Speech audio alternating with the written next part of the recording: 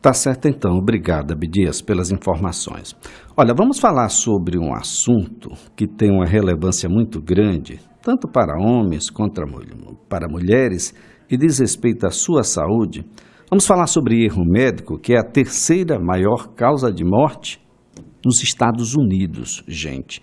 Eu já estou aqui com o Dr. Marco Cavalcante, é um dos mais respeitados especialistas em medicina reprodutiva desse país, para que a gente fale sobre esse aspecto e o que é que leva tanto, o que é que de alguma forma contribui para que a gente se equivoque no diagnóstico, por exemplo. Dr. Marco, é sempre um prazer tê-lo aqui, um bom dia. Bom dia a você, bom dia aos ouvintes. É muito importante esse tema e ele tem algumas controvérsias, né? Por exemplo, quem que publicou esse trabalho? Foi a Fundação Johns Hopkins. A Fundação Johns Hopkins é conhecida no mundo inteiro, respeitada no mundo inteiro, e quem publicou foi o British Journal. Embora outras entidades representativas da área médica contestaram esta pesquisa, dizendo de que os dados não estavam muito consistentes, precisavam ser revistos, mas admitiram que havia uma coisa: o médico precisa de mais tempo para poder diagnosticar. Então, o que acontece quando você tem um pouco tempo para dar um diagnóstico? Você tem um subdiagnóstico ou um não diagnóstico. E isso faz com que aumente o erro médico. Eu me lembro quando eu morava nos Estados Unidos, que saiu uma pesquisa lá, que 70% dos médicos não estavam up-to-date. Up-to-date quer dizer não estava atualizado. Ou seja, não estava conhecendo o que tinha de mais novo, o que está correndo de mais novo naquele momento na situação. Consequentemente, isso vai impactar de maneira negativa nos resultados do seu tratamento, porque se eu estou usando uma coisa que não está atualizada, eu não estou dando para o meu paciente o que tem de melhor. O erro médico, ele não tem a ver somente com a formação, né? A formação médica em algumas instituições, né, que inclusive são avaliadas mundialmente, esses erros médicos, eles tendem a ser menor quando você está diante de médicos especialistas ou médicos que tiveram uma ótima formação. Excetuando essa deficiência de formação médica que pode existir e que existe realmente, nós temos que abordar uma coisa que chama-se o tempo que o médico tem para dar um diagnóstico. E nós já falamos aqui na outra vez que eu vim para aqui, que esse é o grande problema. O médico sabe fazer uma anamnese, mas ele não tem tempo de fazer uma anamnese. A telemedicina, isso assusta as pessoas. Eu queria poder explicar aqui para as pessoas o que é telemedicina. Tele vem do grego, gente. Tele quer dizer distância. É uma medicina à distância.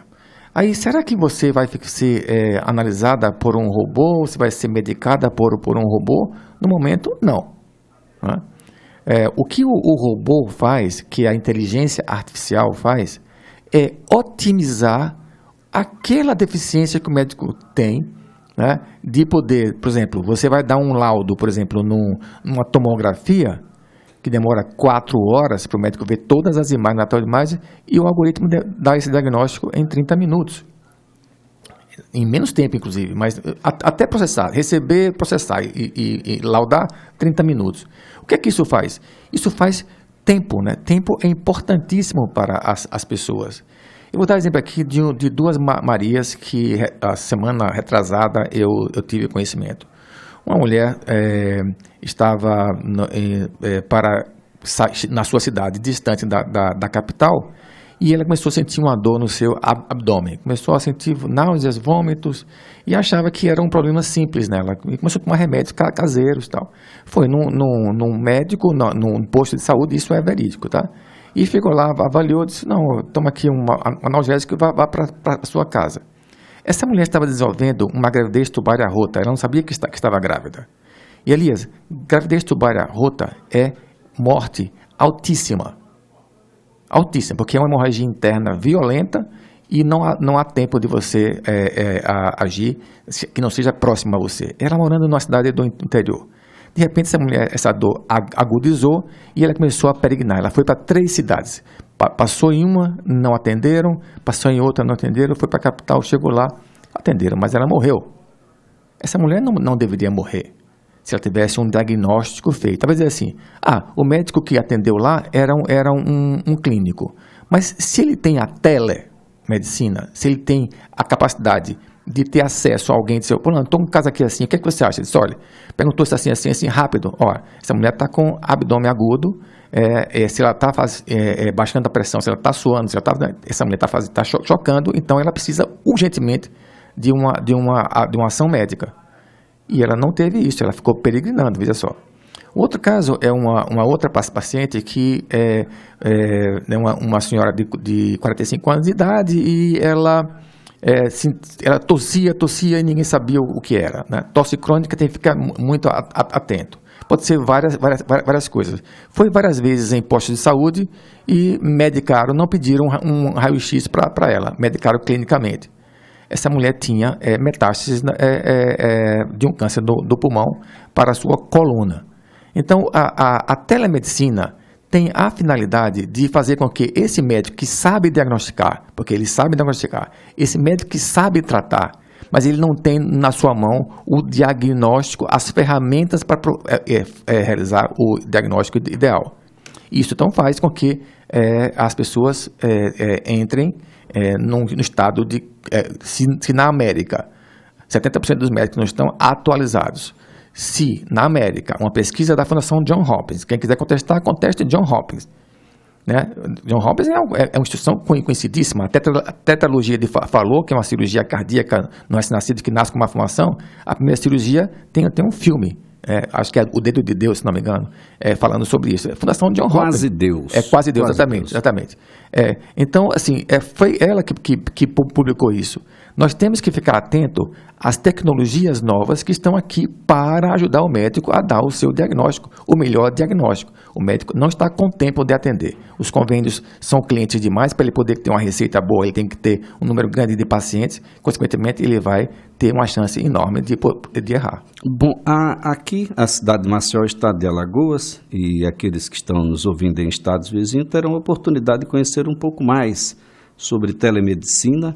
Teremos aí um primeiro seminário voltado à discussão do tema e que vai ser realizado no Hotel Jatiuca, aqui em Maceió, no dia 29 de julho. O desconhecimento tem levado a uma série de interpretações. Algumas se aproximam do tema e outras se afastam completamente, doutor. Elias, infelizmente, olha só, você vê um evento desse, era para estar sendo feito no Teatro Augusto Leite, né? Gustavo Leite. E para 2.000 pessoas, nós estamos fazendo para 200 pessoas e nós temos um número de inscrição baixo. Um tema que é importantíssimo para melhorar, talvez assim, que a sua audiência nós consigamos, que as pessoas conversem, falem. É importante que os profissionais vão lá. Quem vai estar nesse evento é o Hospital Albert Einstein, o maior hospital privado da América Latina. Quem vai estar nesse evento é o portal Telemedicina, o maior portal da América Latina, atende 600 cidades em toda a América Latina. Ou seja, essas instituições estão até à revelia agora, nesse momento, junto com a AMIL, se rebelando contra o Conselho para que eles façam a teleconsulta.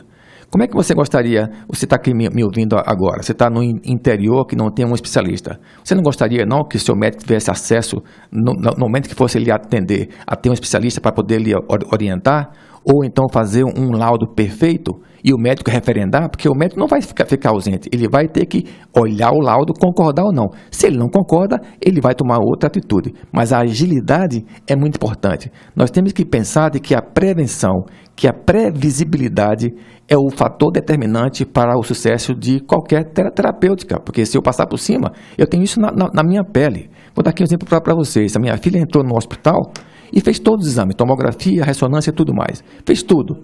E não diagnosticaram que ela tinha um câncer. E eu consegui dar esse diagnóstico quando ele estava microinvasor, ou seja, consegui salvar minha filha, levei para São Paulo e ela foi operada por um robô. Não fosse o robô, ela não teria feito a cirurgia perfeita. O robô chama-se Da Vinci.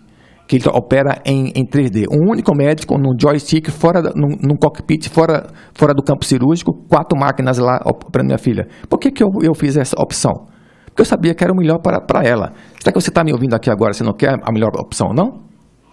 Como é que as pessoas podem fazer para se inscrever, doutor? Tem um canal direto para inscrição de seminário do dia 29? Tem sim. Eu vou soletrar, tá? É DOITY. doity.com.br. Lá você entra e bota telemedicina. E aí ele vai direto para a inscrição. Nós estamos com uma inscrição com 50% de desconto para estudantes e 50% de desconto para profissionais médicos. Porque nós precisamos que essas pessoas, porque alguns formadores de opinião vão lá, assistam, critiquem, participem. Nós temos um fórum, um debate, temos conferências. Eu vou estar lá também falando sobre uma expertise que eu tenho. Eu tenho expertise em uma anamnese perfeita para ajudar o médico a dar um melhor diagnóstico. Então, vão lá, assistam isso e depois vocês, se vocês se convencerem, saiam por aí divulgando a boa nova. Olha só, então, doit.com.br, ou popularmente conhecido aí como Doit, Doit. Com Y no final, tá? Com Y no final, Doit. você coloca em qualquer site de busca, chega até a esse domínio e basta colocar telemedicina. O evento vai ser no dia 29 de julho, vai ser no Hotel Jatiuca e é uma importante discussão. É um dia só. Porque a gente vai enfrentar essa situação. A gente já está enfrentando. Aliás, o Conselho Federal de Medicina já foi afeto ao tema, agora é desafeto ao tema. Mas em algum momento a gente vai ter que colocar um denominador comum nessa situação, porque é irreversível. O valor da inscrição para estudantes é R$ 90, é simbólico. E para médico, 150. Mas se for no evento, estudante vai ser 150 e médico vai ser R$300. Olha só, gente, vagas limitadíssimas, né? Apenas 200 vagas. É claro que até o evento a gente vai ter outras incursões aqui com o Dr. Marco Cavalcante, para que a gente possa compreender sobre o que estamos falando. Tem muita gente desvirtuando também o formato, né? O conceito, e é preciso que a gente discuta para colocá-lo em dia. Muito obrigado, doutor Marco, até a próxima oportunidade. Obrigado a você, tá? E estamos aqui em tele, né? Transmitindo para as pessoas à distância o que nós estamos, nosso conhecimento. Um abraço a todos. Então, em tele, a gente vai agora ao repórter CBN.